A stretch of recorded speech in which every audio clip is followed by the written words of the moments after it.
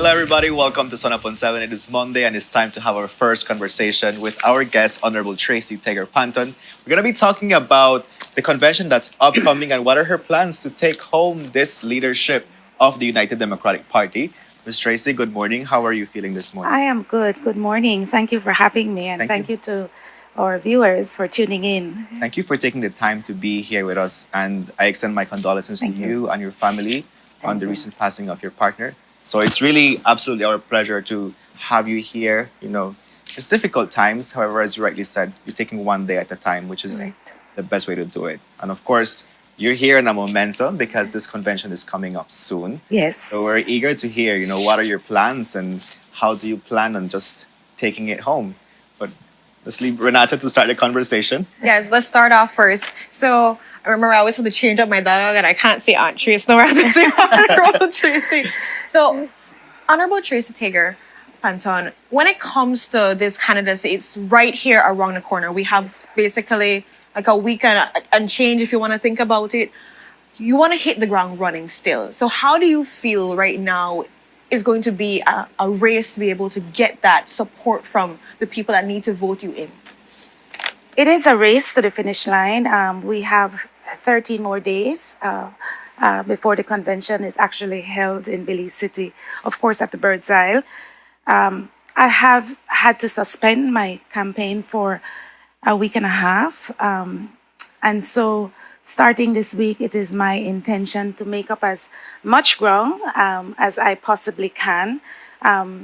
It's about the delegates at the end of the day, the decision makers of the United Democratic Party, and getting an opportunity to speak with each of them between now and next week, Sunday, is certainly my primary focus as we move forward. When we started this campaign, Renata, I understood then, as I understand now, that it is a steep hill for women to climb. Women in leadership, while it is a novel idea, putting that into motion is not always easy. We live in a very patriarchal society. But I have to say that those constituencies that I have been able to meet with and the conversations I've had with delegates have been, for me, very enlightening, very uplifting.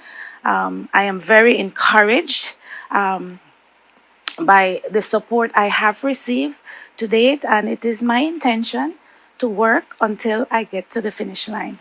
Love it. And what do you have to say to those people that said maybe you should have just suspended or pushed it to the next month or try to, get that lead and said, like, why still push for the race to next week, March 27th? So I think leadership is about rising above adversity. So yes, I've had a personal setback, and that's going to take some time for my family and I to sort through. But the United Democratic Party and Belize need strong leadership, and leaders don't cower at times of adversity. In my mind, we had all agreed on a process. We all agreed on a timeline, and it is my intention to finish that process and to finish strong, and really to work beyond my own personal challenges, because it's not only about the United Democratic Party, it's about Belize and making sure that our democracy can remain robust at a time when we are going through so many challenges, as you spoke about in your introductory segment as a country. I believe I am the right leader for this time. The time is now, and I will do all I can. Also, Renata, Herbert and I had a lot of commonality in terms of our hopes and aspirations for this country and for our party. And the man that I married and the man that I loved for 20 years would not have wanted me to quit. He certainly was my biggest supporter, my biggest fan, my biggest advocate.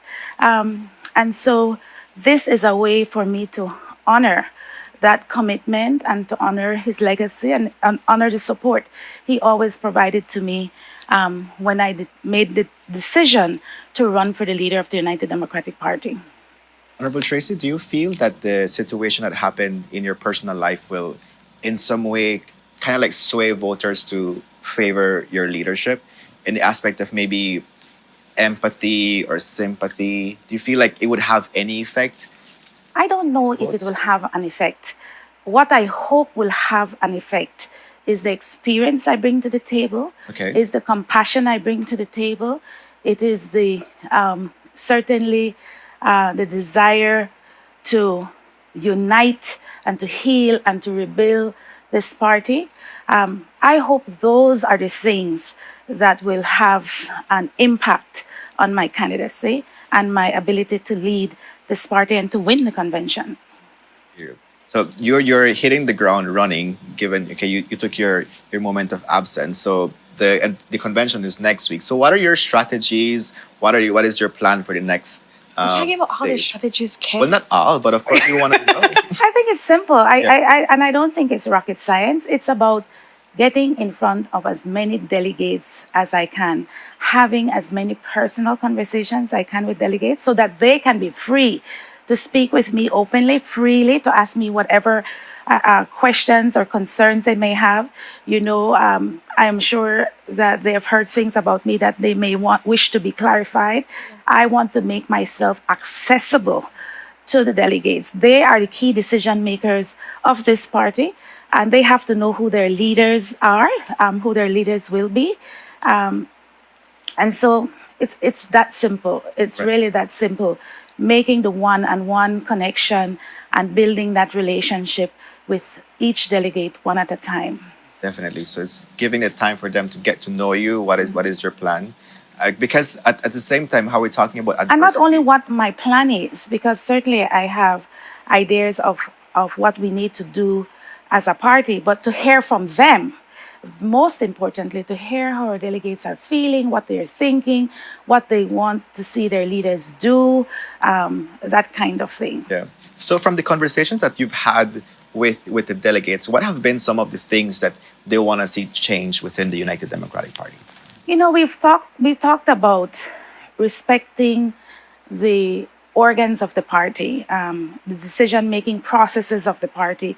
We've spoken about how we strengthen our constitution, how we make the party more inclusive in terms of decision making, how we open up the tent of the mass party, so to speak, to make the party more diverse, how we support women and men to, to seek greater leadership roles within the party and within the country in all facets of our society.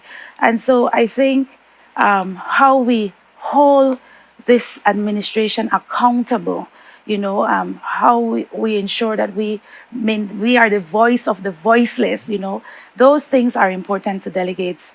And I have certainly taken those things into account as I shape the plan for the way forward, not only for the United Democratic Party, but most importantly for Belize. Honorable Tracy, I see that you're a person that wants to be able to hear from everybody. And so, as you know, right now, the present delegates is about 516 that are the voting population for this convention. But it could be more and broadened given the amount of, constituencies, given the amount of people that you guys actually have. And so do you think, just like the PUP, that actually broaden their lens of how much people are able to vote and, change the way in which they shaped their voting process for their different conventions, would you think that that's something that you'd want to introduce into the party as well?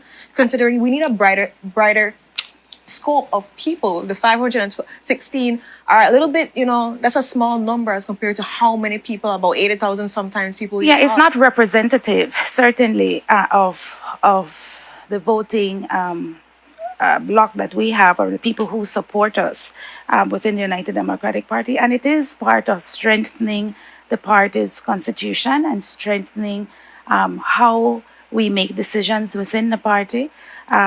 Those 517, I believe it is, delegates have the absolute privilege of speaking for so many. And so, what I encourage delegates to do as we head into this decision making process is to speak to other supporters of the party, speak to people in general, what they want to see happen for this country in terms what kind of leadership that people are looking for, so that that can help to make that decision, help them to make their decision on March 27th. There's so many people who don't have not been afforded that opportunity to have a say in who their new leader will be. But I do encourage all delegates to speak to the wider Belizean population and certainly speak to the supporters of the United Democratic Party in coming up with a final determination. Most definitely. And considering your strategies, clean and cut, you're going to talk to people, get that information, understand what they're feeling, what they want. We have 517, like you said, more or less, people that should be able to vote for this convention. In that time thus far that you've been on the grounds, do you feel like you've covered a sufficient amount of it, half or so for like, you have about 12, 11 days or so to go, more or less, before we get to that point where we now have to vote. And so do you feel like that you have sufficient time to talk to everybody from the beginning to now? Certainly, we have been very aggressive on the ground from the day I offered myself as a candidate to serve as party leader. And that will continue over the next 13 days, 12 days, whatever it is. That will continue. That will happen on convention day. I will be sure to be there shaking everyone's hand, greeting them, reminding them why I believe that I am the best candidate to lead this party at this time. And whatever the will of the people is at the end of the day, it is what I will respect and honor, and we move forward from there. Honorable Tracy, so as I wrap up this conversation, I want to know, what is your general feel about the convention? Are you excited? Are you anxious? Are you nervous? What are the emotions that are going through as the convention approaches? Well, I am resolute. Okay. And I am super excited. I think what my candidacy will mean for Belize, I think what my candidacy will mean for the United Democratic Party would be unprecedented. I think we have an opportunity in this country to not only support women in leadership, but really support the kind of leadership that I bring to the table. I'm a great listener. I have the experience. I bring a great deal of compassion. I have certainly paid my dues in this country. I have contributed to my country's development for the last 38 years or so in many different sectors of the economy. I've proven my mettle as a politician. This is now my second term in the National Assembly. And so I really believe that my campaign is well poised, well placed, and the time is now. Yeah. The time is now. The time is now. I'm definitely excited for you and what's gonna come.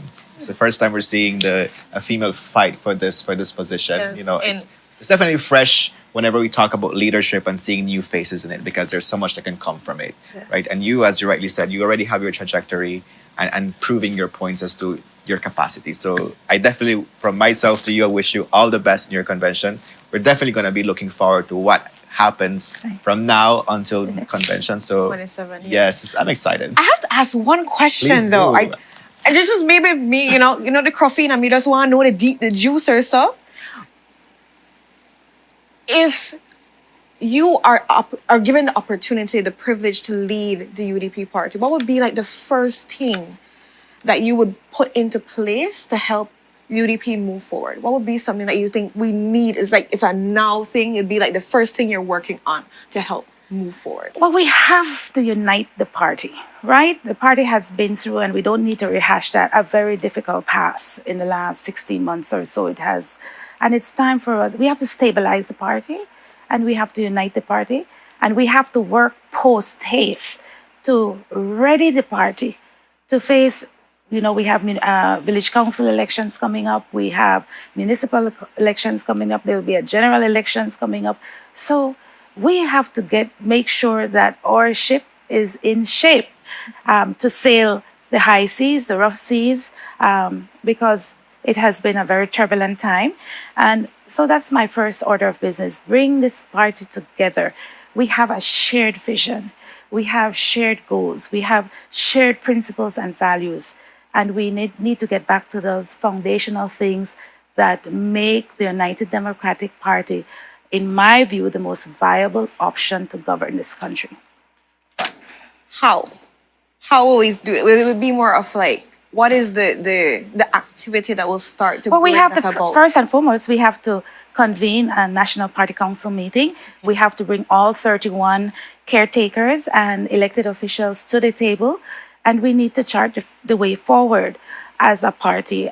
It is important to me that all my colleagues are involved. This party, as I often say, does not belong to one individual or one small group of individuals. This party belongs to all of us, and we all have a right to be heard. And so, for me, that would be the first order of business: convening the National Party Council immediately after the convention, should I become the leader, so we can together chart the way forward.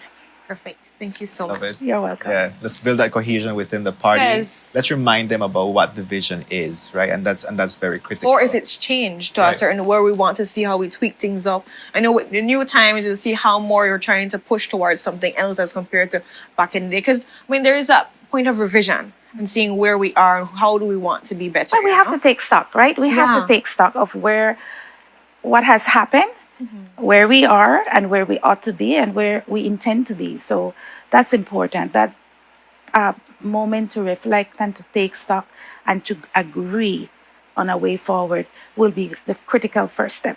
Awesome. Thank you so much, Honorable Thank you. Tracy, Thank you for for taking being the time to here. be with us. Yes, I know we truly appreciate it. Yes. And blessings on your run for Thank you. presidency. You know, as a woman, you know, this is a hard run, but you know, you fight the good fight and you'll get the work done and you'll talk to all the people and we'll see what happens on the 27th of March. Yeah. My blessings go out with you. You got what it takes. Yes, Thank you. Got what it definitely. takes. Thank you for the confidence. If Barbados could have a female PM, why can't Belize? You know, understand? So this is kind of like the first step in trying to get to that point.